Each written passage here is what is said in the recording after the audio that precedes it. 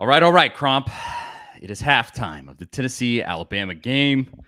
The Tennessee Volunteers, dressed in orange and white, inside Neyland Stadium, lead the Alabama Crimson Tide 28-20 at halftime. At one point, Tennessee had a 28-10 lead. Alabama claws its way back.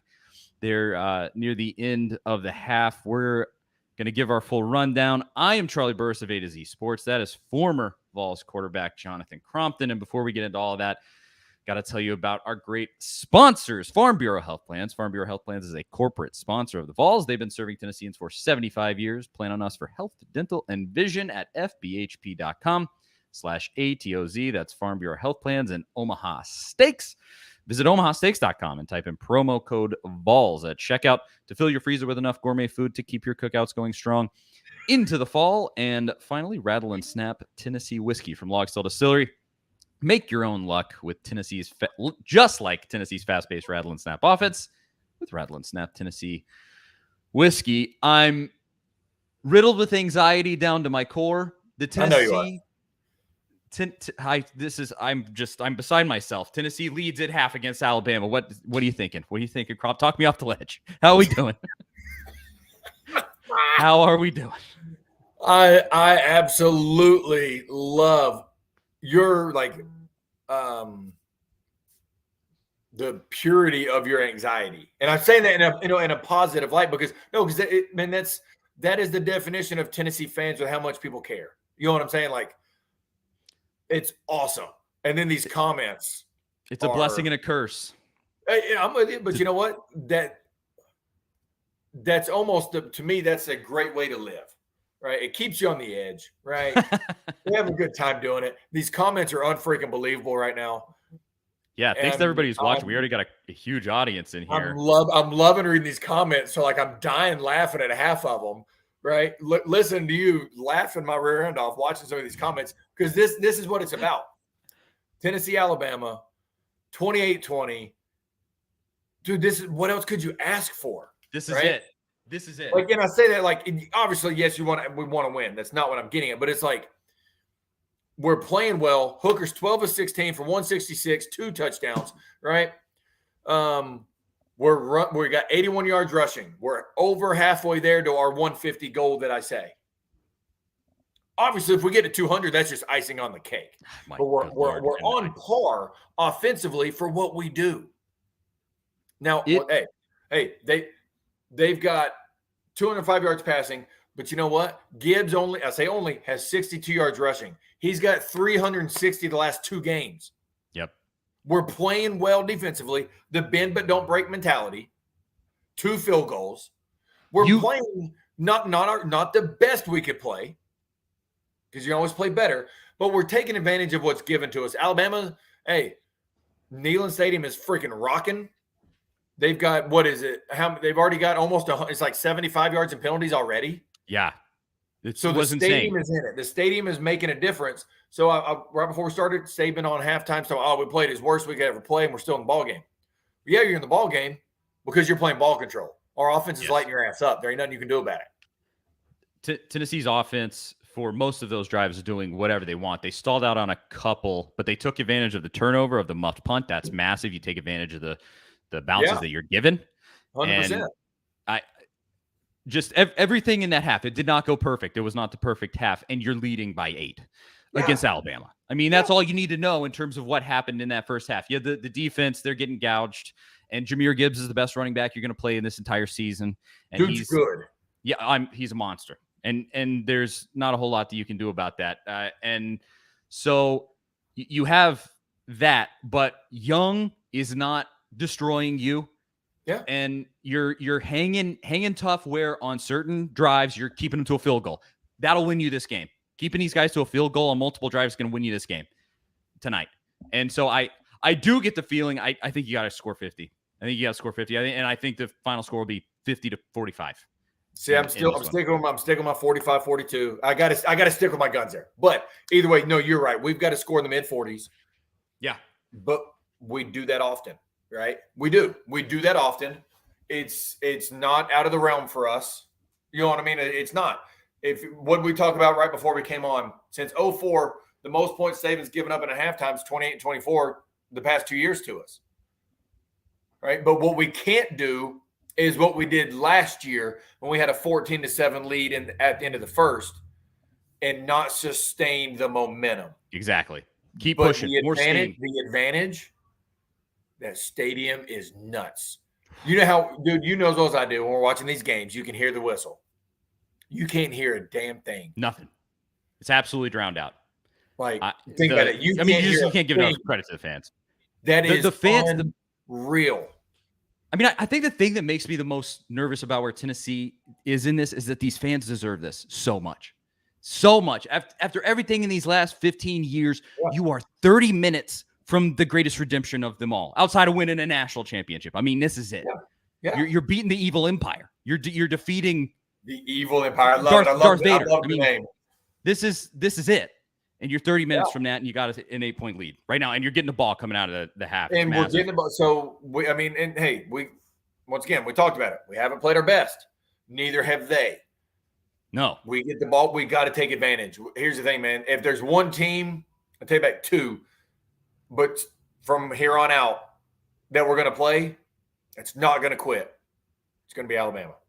They've been there. They are battle-tested. Got to score. Right? They've done this for a long time. We got to sustain our emotions, fans included.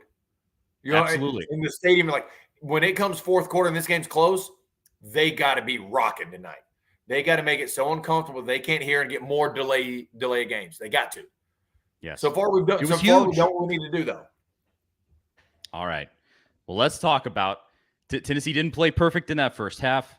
There's plenty to improve here in the second half, and it's going to take a hell of a half to beat this Alabama team. So we're going to talk about our Omaha Steaks second half change, what you would change to lift Tennessee to a win over Alabama.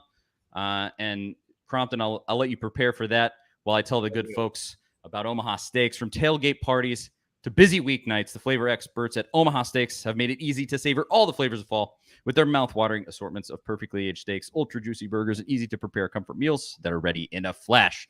Right now, take advantage of 50% off site-wide by shopping their semi-annual sale. It only happens twice a year, and it is on right now. 50% off delicious customer favorites, and when you use promo code VOLS, that is VOLS, at checkout, you will get an additional $30 off your order. Don't wait and go to omahasteaks.com, enter VOLS at checkout, and stock up on fall flavor today. Omaha Steaks is perfect for those chilly and busy fall nights, with entrees ready before the kids can even say what's for dinner. And don't forget, promo code VOLS, an extra $30 off with that. Omaha Steaks is not just steak. It is the best steak of your life guarantee. That's omahasteaks.com. Promo code VOLS at checkout. Minimum order may be required. Omaha Steaks, promo code VOLS. VOLS. Crompton, what are you changing in this half? What's the big thing Tennessee needs to do? The Omaha, the audible. What are we changing to get Tennessee where it needs to go here? It's a change, but it's not a change. It's change, but stay the same as far as defensively. We still got to continue with our blitz package and our pressure package, but switch up how we're doing it. So like I said, it's different, but it's the same. If you notice on the when they had to punt backed up, 3rd and 20, we bring what's called a delayed blitz, right?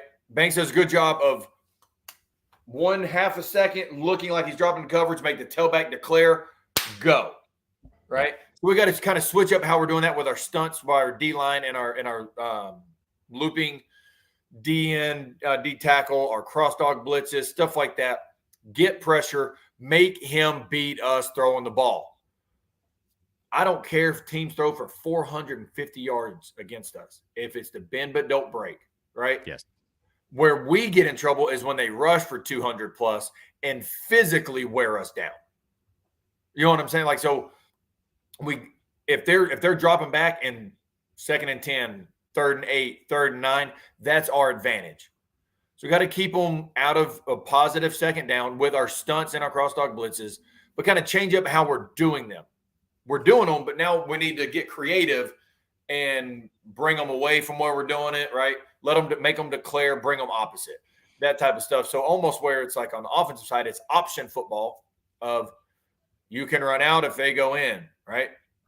If they go out, you go in. Now we need both sides essentially pressuring, but it's kind of complicated. But we need to, if the back declares right, left's got to come, and both sides got to be on the same page. Those things are how you beat a team like Alabama. You got to keep them on their toes. Pin your ears back and get in his face. You laid a barely legal smackdown on Young at the end of that half. Keep that up. I ain't mad at it. Keep him uncomfortable. I hate the targeting, like just as far as the definition of it. It's so vague. Yeah. Obviously, I'm glad they didn't call it, but what I'm getting, it goes for every game that we'll ever play in college. I think they got to adjust that rule. If a defenseless player ducks, they call targeting. Well, you ducked into the hit, right? Well, stuff like that. So I'm not a big fan of the targeting in general. But I've really noticed that get away with one. They go conservative with the call most of the time.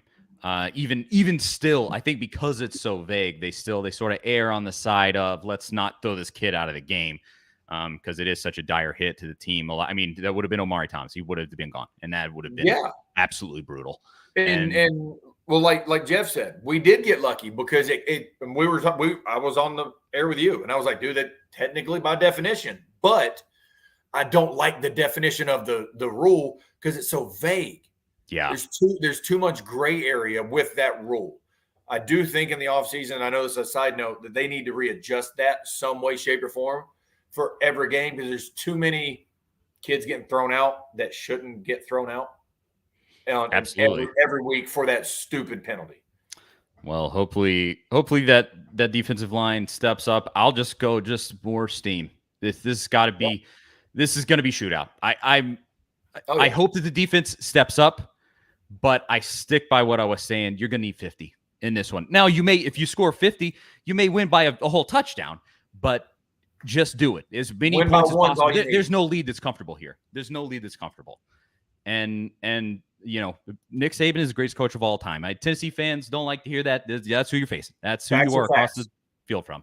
And that is, I mean, it scares me.